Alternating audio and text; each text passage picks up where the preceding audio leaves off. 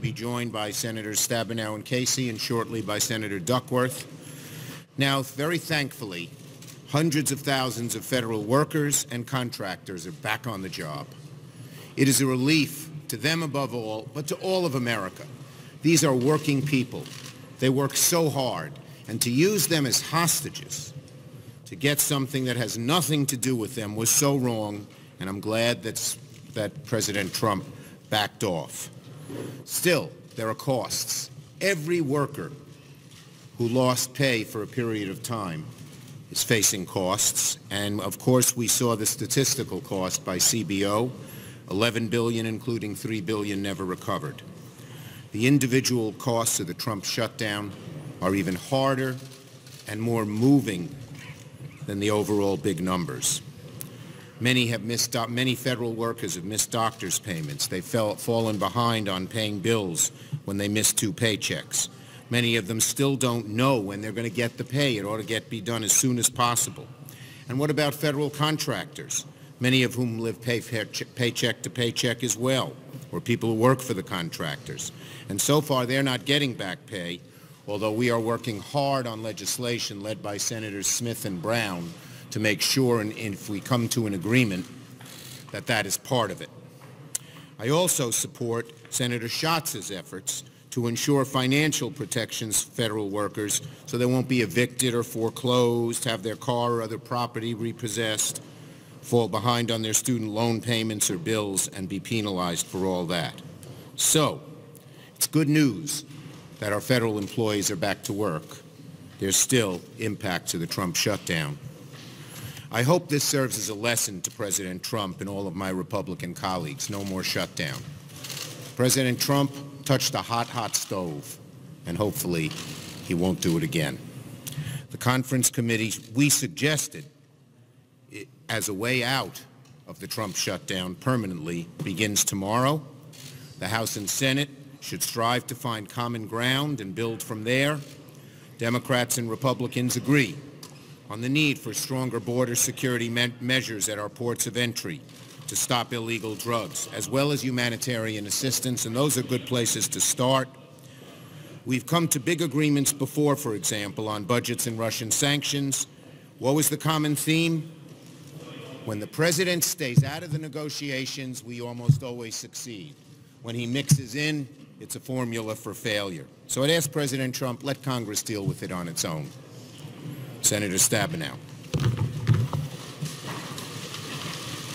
We came together as Democrats in the House and Senate in a unified way around one principle in the last several weeks, and that is that the wages of federal workers and contractors should not be held hostage, period, no matter the debate, political or policy-wise.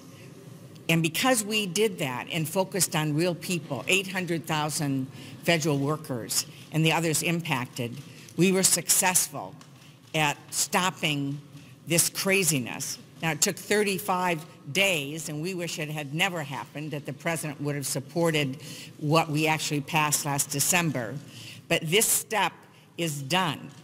Now we've got to make sure they get paid as quickly as possible, that the contractors are made whole, that other areas where people have been hurt, they're able to recover and made whole as well.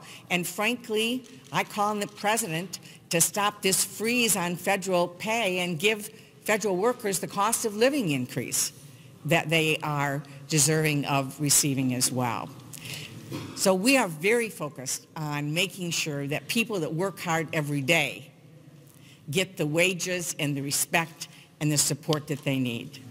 Now we have an opportunity to focus on border security. And again, we are united in wanting smart border security. And I would say, as the largest, most active northern border in Michigan, that I want to see northern and southern border security that is smart and strategic and keeps us safe.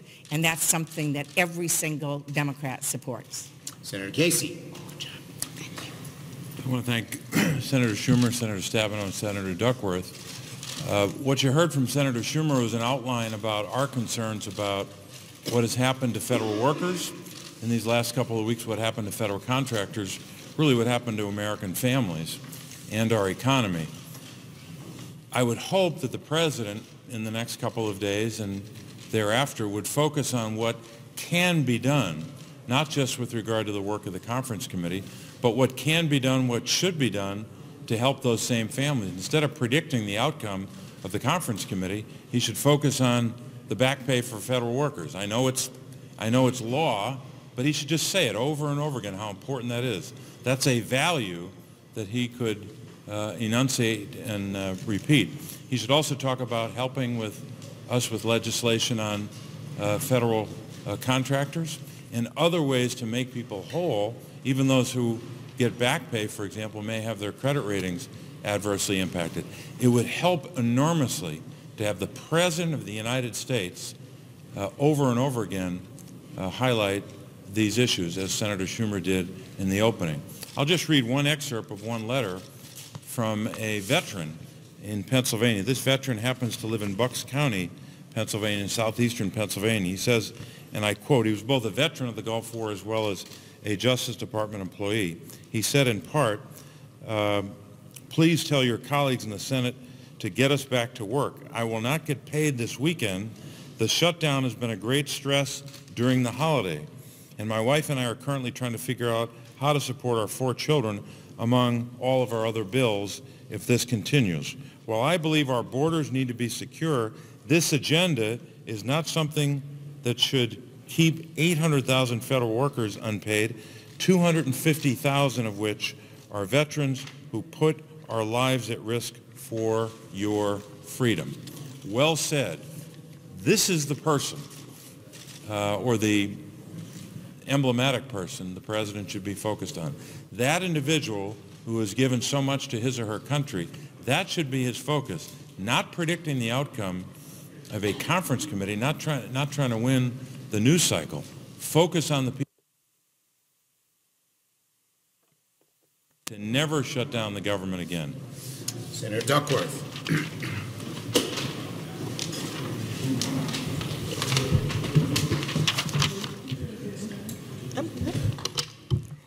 Thank you, Senator Schumer, Senator Casey, Senator Stabenow. $11 billion lost, $3 billion of which our country will never see again. Thinking about the shutdown's real-life, day-to-day consequences in these terms is almost impossible. Billions is too big a number. It doesn't tell you the story, the heartbreak that too many people across this country felt these past 5 weeks, that federal contractors are still feeling as they get robbed of the back pay that they deserve. Billions doesn't tell you the effect of every paycheck, every dollar makes for some of these families. Too many families have had to line up for blocks to get canned food from food banks over the past month. Too many families have fallen behind on their mortgages and worried about paying the next medical bill. Look, that $3 billion could have gone to paying for kids' education, for veterans' health care. I know of families that lost their child's place in daycare because they couldn't come up with the payment during that time period. Veterans' health was affected. During this time period, we had the point-in-time count. The point-in-time count is when homelessness veteran activists go out and count every single homeless person on the streets in this country. How many more people were pushed into homelessness? How many were facing homelessness as a result of loss of back pay? But instead, the shutdown went absolutely nowhere. We wasted time because this president chose a shutdown that was as heartless as it was dangerous, weakening our national security as he held hostage the paychecks of the very people who keep us safe. Mr. President, from one parent to another, I beg you, don't force another family to ration their meals with yet a second shutdown. Don't force another mother to walk from shelter to shelter, desperate to find something, anything for her son's dinner. And bring back just a little bit of economic security to some of the families that have suffered because of the pointless shutdown. Give them that peace of mind. Stop threatening to shut down government again just to gain points with your base. We are better than that. And please, give the contractors back pay before even one more child is forced to know what it feels like to go to bed hungry or wake up without heat in the dead of winter. Thank you. Well done. I thank my colleagues. Casey. Have you asked Stacey Abrams to deliver the Democratic response, and has she accepted it to the State of the Union? Well, Speaker Pelosi and I are going to issue an official statement shortly, but yes, 3 weeks ago I called Stacey Abrams and asked her to deliver the response to the State of the Union. I was very delighted when she agreed, and she is just a great spokesperson. She's an incredible leader. She has led the charge for voting rights, which is at the root of just about everything else, and she really has, if you look at her background, she knows what working people, middle-class people go through. So, yes, I'm very excited that she's agreed to be the respondent to the President and the State of the Union. Sure. We asked Senator McConnell a few moments ago what the scope he thought should be for the conference committee. We floated debt ceiling, immigration reform, DACA. Are you open to all of those parameters? Well, look, I'm not going to get into the negotiations that are private. I hope we can come to an agreement. As Tammy Duckworth so eloquently said, I hope the President does not try to use working people as hostages. If this man cares so much about working people, why did he cause them so much hardship for nothing? And I hope we can come to an agreement. There's been a lot of skepticism between rank-and-file lawmakers and aides about the prospects for this conference committee. How optimistic are you that something could actually get done? I'm very hopeful. I think that a good number of our Republican colleagues don't want to shut down the government.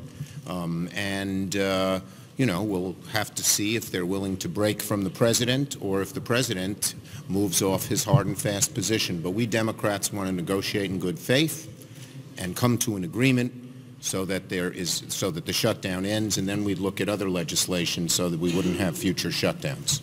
Way in the back.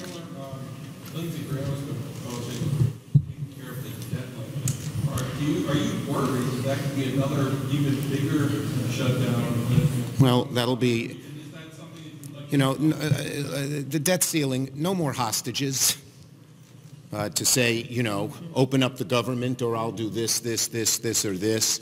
And so, no, I think that's not a good idea. We ought to be negotiating to get an agreement, not add added elements into it. Yes. And then you, and that's it. Could split a Democratic ticket against President Trump and help President Trump get reelected? I have not commented on the presidential race, and I'm going to keep it that way. Senator Schumer, thanks. What was that? Yeah, it was me. Thanks. The White House has tried repeatedly to peel Democrats in support of the wall. You've, for the most part, been able to hold your caucus together. I mean, how sustainable is that really going forward? Our caucus is united and strong because we believe that there shouldn't be hostage-taking. We believe that there ought to be an agreement. We believe in border security. We believe in dealings with the ports of entry. But if anything, our unity is stronger today than it was last week when we got all but one vote. Thank you, everybody. Thanks very much.